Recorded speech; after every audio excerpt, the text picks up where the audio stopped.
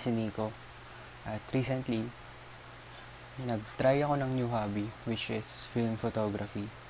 Nagustuhan ko to dahil sobrang authentic talaga nung itsura ng film. Tsaka, parang gusto ko rin ma-experience yung mga experience ng mga tao noon, which is talagang yung process ng paghintay sa pag-develop at yung hindi mo nakikita agad yung shinot mo, hindi katulad sa digital na kita mo agad sa monitor yung picture na nakuha mo. Sa film photography, iba eh. Pag-iisipan mo talaga yung shot, hindi mo sasayangin yung film, ganyan.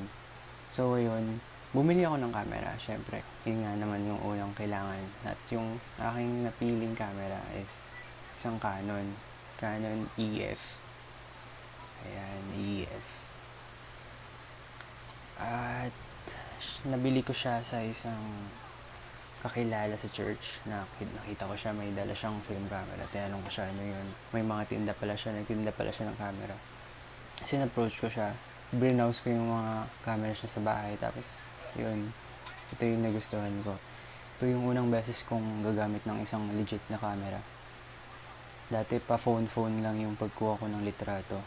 Pero mahilig na talaga akong kumuha ng pictures nun. At kung mag-start ako sa photography, naisip kong bakit hindi ako magsimula sa unang technology talaga ng pagkuha ng picture hanggang sa mas advanced na. At nung nag-research ako, nakita ko rin kasi na pag nag-start ka daw sa film, mas mura siya in the long run. Kasi hindi ko rin kaya mag-invest sa isang entry level na digicam na DSLR, ganyan. Usually, ang mga film cameras naman, nasa thrift shops lang yan, second hand lang yan kasi obsolete na tong mga to.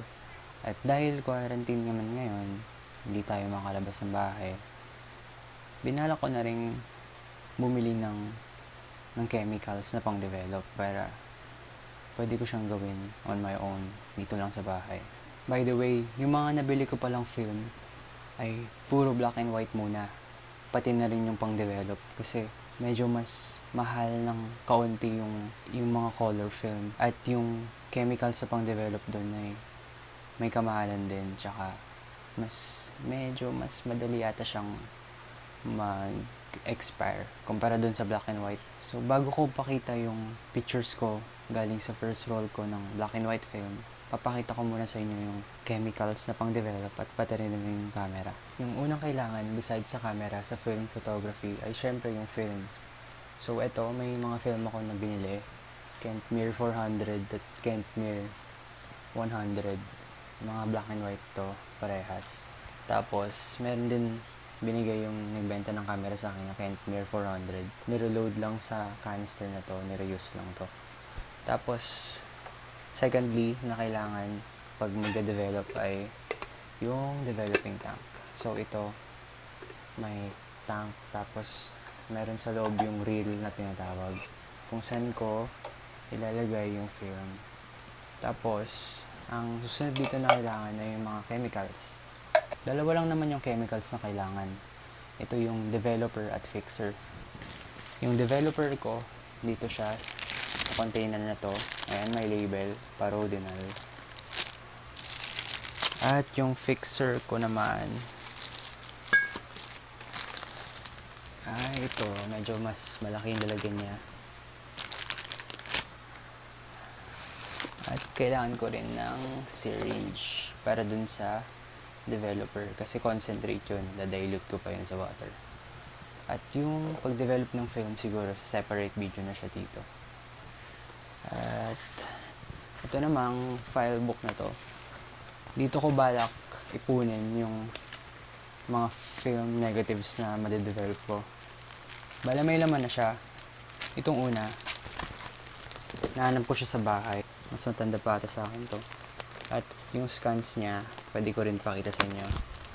Kasi naman, yung first roll of film ng black and white na-develop ko on my own. At ito yung mga scans niya.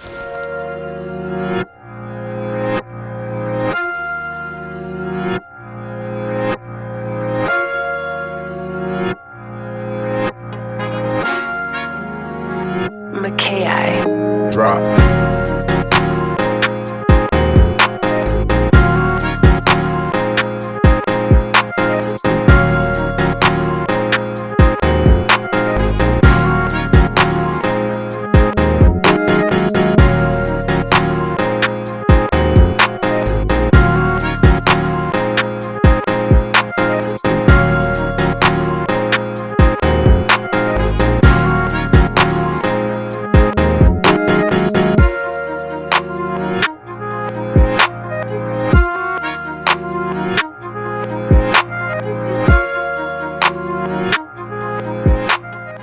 At yun na nga ang aking first roll ng black and white film.